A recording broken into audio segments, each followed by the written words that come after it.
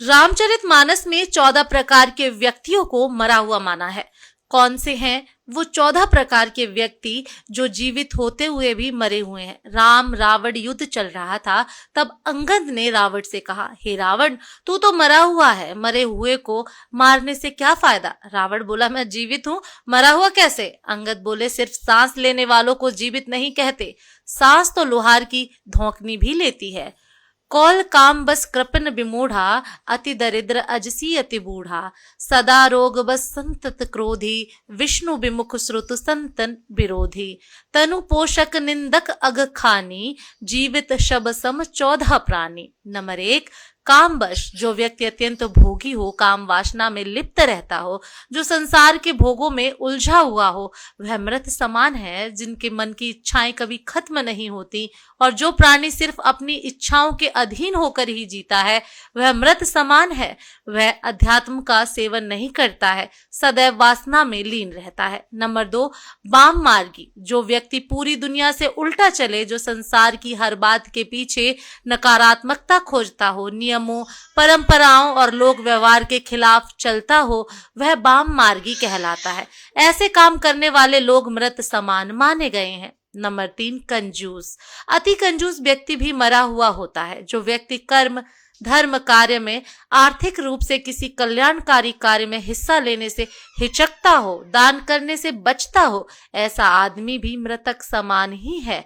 Number 4, अति दरिद्र, गरीबी सबसे बड़ा श्राप है। जो व्यक्ति धन, आत्मविश्वास, सम्मान और साहस से हीन हो, वह भी मृत ही है। अत्यंत दरिद्र भी मरा हुआ है।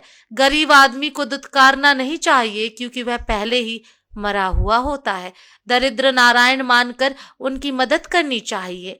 नंबर 5, विमूढ़, अत्यंत मूढ़ यानी मूर्ख व्यक्ति भी मरा हुआ ही होता है। जिसके पास बुद्धि विवेक ना हो, जो खुद निर्णय ना ले सके, यानी हर काम को समझने या निर्णय लेने में किसी अन्य पर आश्रित हो, ऐसा व्यक्ति भी जीवित होते हुए मृतक समान ही है। मूढ़ अध्यात्मक को नहीं समझता।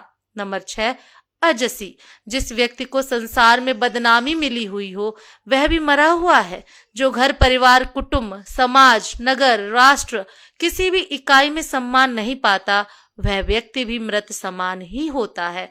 नंबर 7, सदा रोगवश, जो व्यक्ति निरंतर रोगी रहता है, वह भी मरा हुआ है। स्वस्थ शरीर के अभाव में मन विचलित रहता है, नकारात्मकता हावी हो जाती है, व्यक्ति मृत्यु की कामना में लग जाता है। जीवित होते हुए भी रोगी व्यक्ति जीवन के आनंद से वंचित रह जाता है।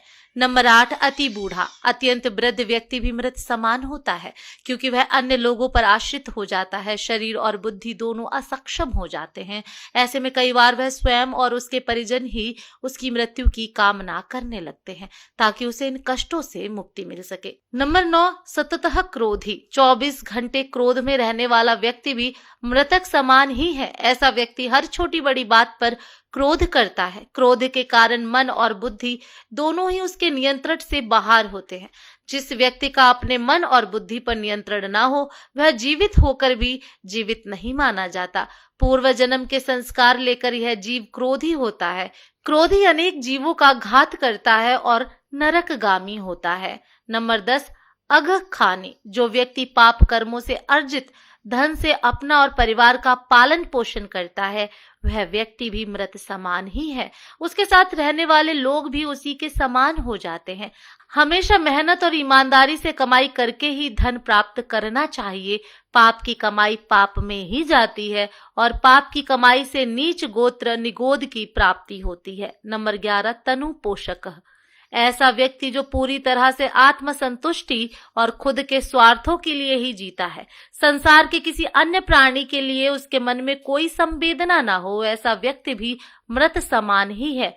जो लोग खाने पीने में, बहानों में, स्थान के लिए, हर बात में सिर्फ यही सोचते हैं कि सारी चीजें पहले हमें ही मिल जाएं, बाकी किसी अन्य को मिले ना मिले, वे मृत समान होते हैं। ऐसे लोग समाज और राष्ट्र के लिए अनुपयोगी होते हैं। शरीर को अपना मानकर उसमें रत रहना मूर्खता है, क्योंकि यह शरीर विनाशी है, नष्ट होने वाला है। नंबर 12, निंदक, अकारण निंदा करने वाला व्यक्ति भी मरा हुआ होता है, जिसे दूसरों में सिर्फ कमियां ही नजर आती हैं। जो व्यक्ति किसी के अच्छे काम की भी आलोचना करने से नहीं चूकता है, ऐसा व्यक्ति जो किसी के पास भी बैठे तो सिर्फ किसी न किसी की बुराई ही करे, वह व्यक्ति भी मृत समान होता है। पर निंदा करने से नीच गोत्र का बंध होता है। नंबर 13, परमात्मा विमुख। जो व्यक्ति ईश्वर यानी परमात्मा का विरोधी है, वह भी मृत समान है। जो व्यक्ति यह सोच लेता है कि कोई परमात्म नहीं है, हम जो करते हैं वही होता है, संसार हम ही चला रहे हैं, जो परम शक्ति में आस्था नहीं रखता, ऐसा व्यक्ति भी मृत माना जाता है। नंबर 14, श्रुति संत विरोधी। जो संत ग्रंथ पुराणों का विरोधी है, वह भी मृत समान है। श्रुत और संत समाज में अनाचार पर नियंत्रण का काम करते हैं। अगर गाड़ी में ब्रेक ना हो तो कहीं भी गिरकर एक्सीडेंट हो सकता है। वैसे ही समाज को संतों की जरूरत होती है, वरना समाज में अनाचार पर कोई नियंत्रण नहीं रह जाएगा। दोस्तों, आपको ये बातें कैसी लगी कमेंट करके जरूर बताएं। पेज को फॉलो जरूर करें। जय श्री राम। धन्यवाद।